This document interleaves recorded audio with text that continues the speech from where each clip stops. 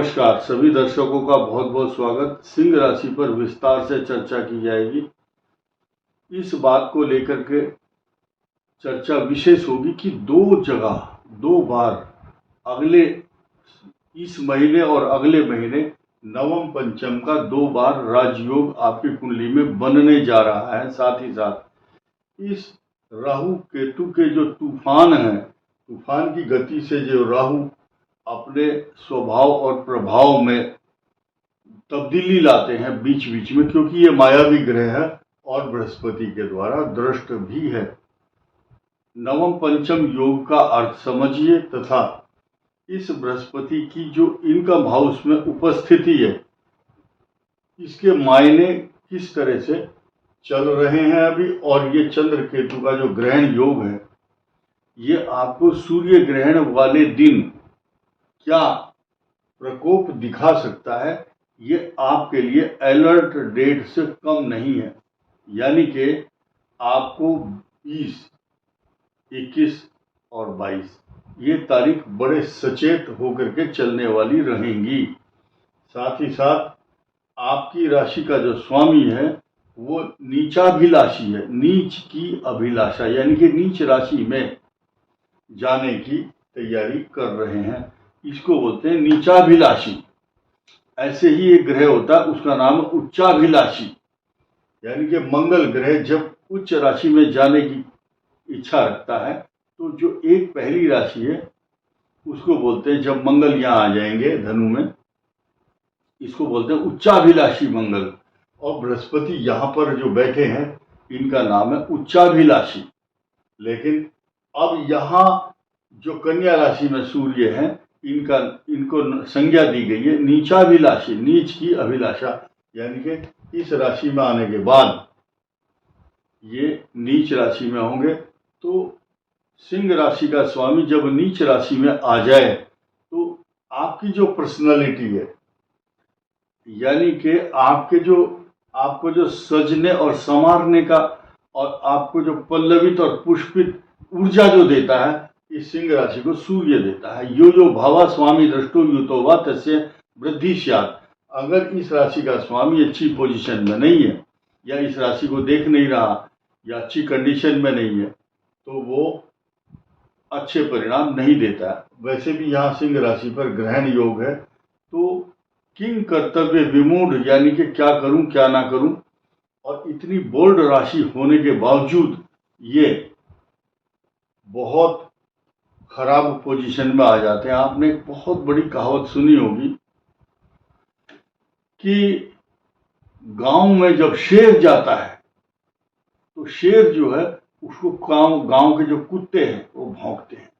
मैं यहाँ एक सिंह राशि का और सिंह लगन का दृष्टांत दे रहा हूँ। एक जज रिटायर हुआ, गांव में आकर के बस गया कि भाई चलो अब गांव की जिंदगी देखते हैं, बहुत अच्छी होती है ये।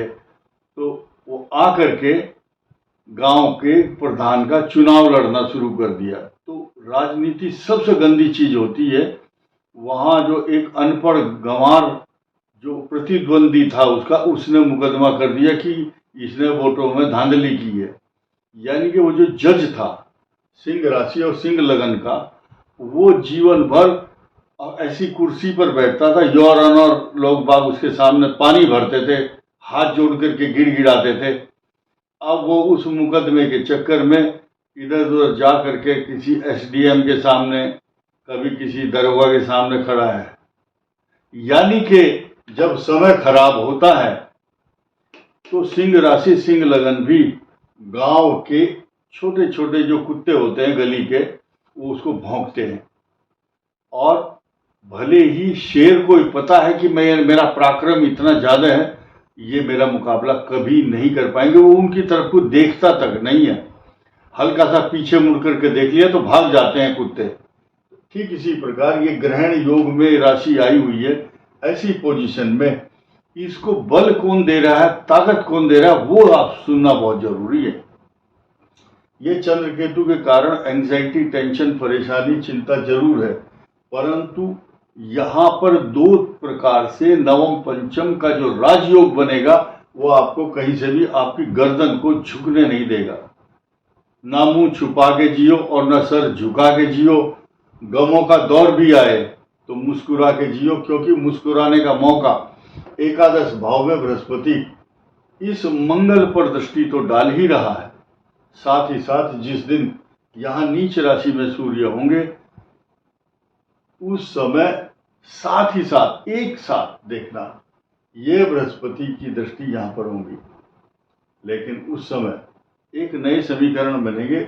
उच्चाभिलाषी, आपके ज्ञान, बुद्धि और विवेक, एजुकेशन, अच्छी स्ट्रेटेजी बनाने वाली जो आपकी वो है स्थान और आयु का स्थान, यहाँ उच्च में जाएंगे। 17 अक्टूबर को 1:45 पर सूर्य यहाँ और अगले दिन 18 को बृहस्पति यहाँ। ये नवम पंचम राजयोग बना हुआ है। इसी नवम पंचम राजयोग के कारण आपकी जो गृहस्थ जीवन, मैरिज लाइफ बची हुई है, तो उसका श्रेय, उसका क्रेडिट बृहस्पति को जा रहा है पूरा का पूरा। और जिनके यहाँ बच्चे नहीं हैं, संतान नहीं है, उनके यहाँ संतान होगी।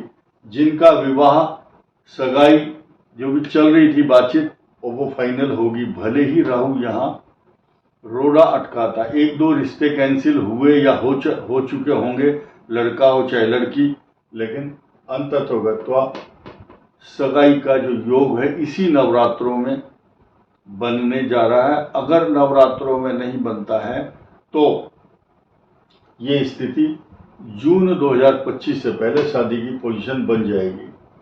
और यहाँ अब हम बुध की चर्चा करते हैं। बुध आपके धन, कुटुंब, वाणी स्थान का भी है, इनकम हाउस का लॉर्ड भी है। ये 2 अक्टूबर से 24 अक्टूबर तक यहाँ से शिफ्ट होकर तुला राशि में जाएंगे। अभी फिलहाल ये यहाँ पर बुध आदित्य योग बनाएंगे 17 अक्टूबर तक। बहुत अच्छा योग है, 17 अक्टूबर तक बनाएंगे। सूर्य यहाँ पर है, लेकिन 2 अक्टूबर को बीच में बुध का प्रवेश यहाँ होने से ये बुध आदित्य योग समाप्त हो जाएगा। शुक्र नीच राशि में 9 अक्टूबर को और 2 नवंबर तक रहेंगे।